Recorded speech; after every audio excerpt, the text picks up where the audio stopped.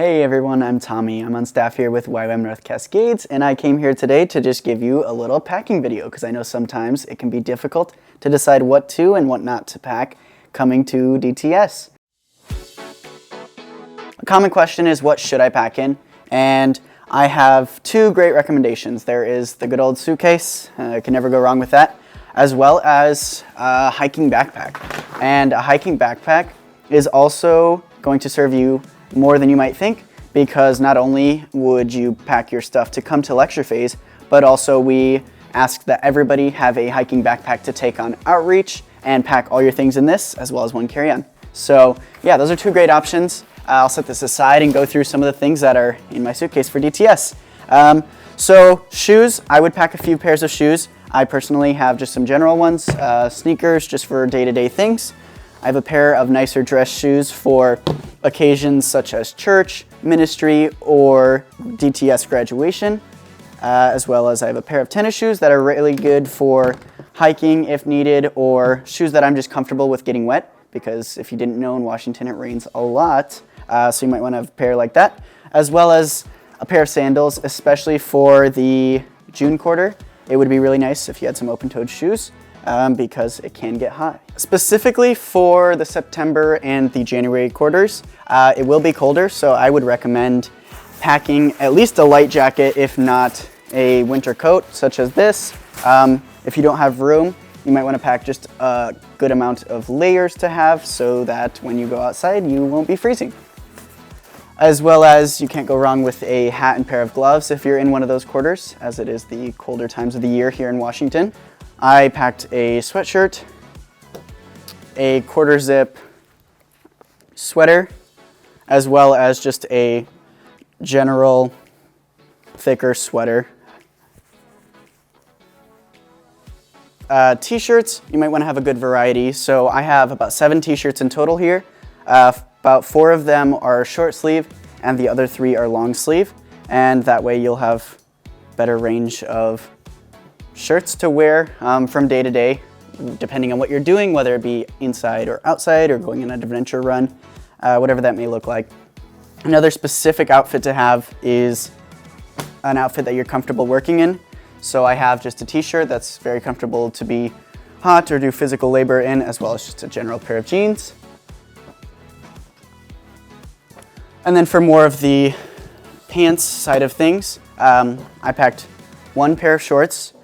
Specifically for June quarter, you might want to pack more than that, depending on if you get hot easily or if you like shorts. It might be good to have those in June, as well as another pair of just daily jeans and a couple pairs of khakis, which will come in handy because you do need to have at least 1, probably more than that, of nicer outfits, and that comes way more in handy when you are on outreach. And that brings me to these. I have a few dress shirts, all button-downs, but another great option would be polo shirts. So yeah, I just have these 4 here, but you could also do general polo shirts that are solid colors. We don't want to have any crazy designs, especially for outreach, because dress codes in the 1040 window are usually a lot stricter and nicer than a day-to-day jeans and t-shirt in the US. Another thing that you might want to bring is a swimsuit. There is the ocean really close to our campus, as well as on outreach. There may be options to swim depending on where the location is and what ministry looks like there. That said, no Speedos or bikinis. We do want to dress modest anywhere and everywhere that we are. Some obvious things, some undergarments such as underwear and socks. I would pack plenty of those because you'll never know what may happen, or if you'll need more than you think you might need. That brings me to the toiletries. So I just have general things, stuff for the shower, toothbrush, toothpaste, prescription meds that are necessary, deodorant. Please bring deodorant, especially for outreach. Don't be musty. And then, as I said, it rains a lot in Washington, so it would be really helpful if you would have a raincoat or a rain jacket. Mine personally is just super thin, very breathable. I don't use it personally too much because I don't mind getting wet, but most people would rather wear one of these than get soaked. And then in terms of sleepwear, I would bring things that you find comfortable at all, but also very modest. So I just have 2 pairs of pants here and 2 t-shirts to go with it for sleepwear.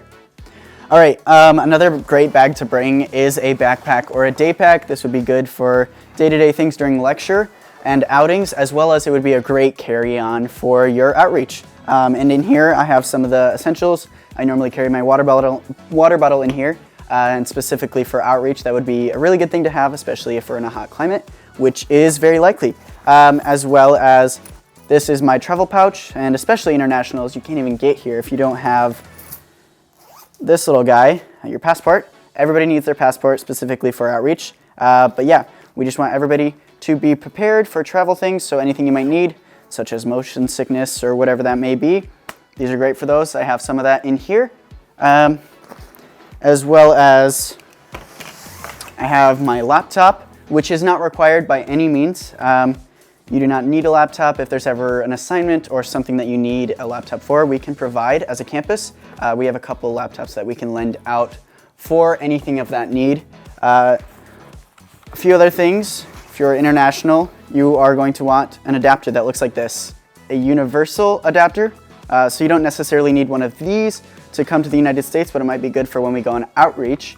You might need a different one if you don't have a universal one. So those are always great and handy to have, and internationals will need them to charge because we have different style outlets, as well as just all your charger that you may need. So here I just have my phone and my computer charger because those are the only electronics that I will be bringing.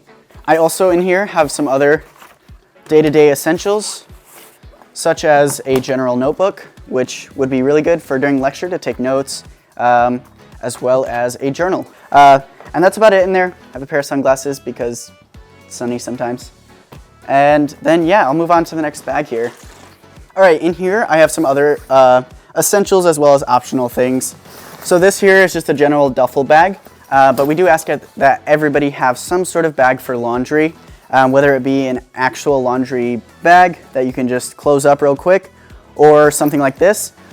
This personally, for me, worked very well throughout my DTS, fit all the clothes that I needed for 1 week's worth of laundry, and then you just walk down to the laundromat, wash it, and come back, and then you should be good. We don't necessarily have space for an actual hamper or laundry basket, as there always is limited space in our housing. Another thing that might be good to bring, but not absolutely essential, is a sleeping bag. This would be good for things such as camping throughout lecture phase, as well as on outreach.